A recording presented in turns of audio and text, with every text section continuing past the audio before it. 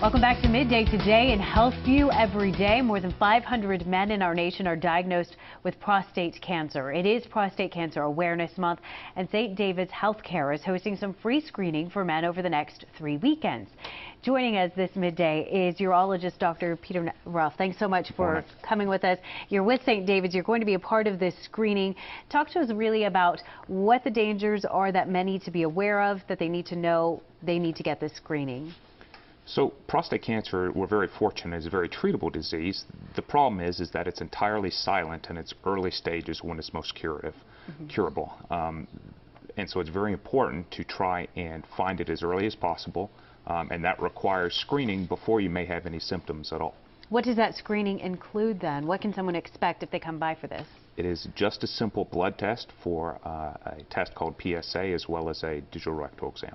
And we actually have some video for people to see, just, you know, when it comes to all the PSA testing and everything that goes on.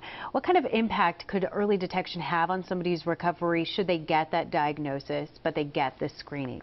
So again, unfortunately, prostate cancer isn't curable in its later stages. And so everybody that we can try and detect prostate cancer in as early as possible, those are potential cures that might not be there otherwise. What are your expectations for this weekend then, when you have, and for really the next 3 weekends, whenever we have these different screenings going on? Fortunately, it's been very favorably received previously. We usually have 100 or 200 people that show up at each one of these screenings. And every year we find somebody that may not have been detected otherwise. And so that's very satisfying. It's a great result.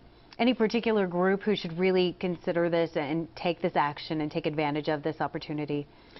Honestly, any man over the age of 40 really is a candidate for screening for prostate cancer. As with most things in health, the discussion associated with what's found at the screening can be a fairly detailed discussion, should be had with your primary physician, but anybody over the age of, any male over the age of 40 is a candidate.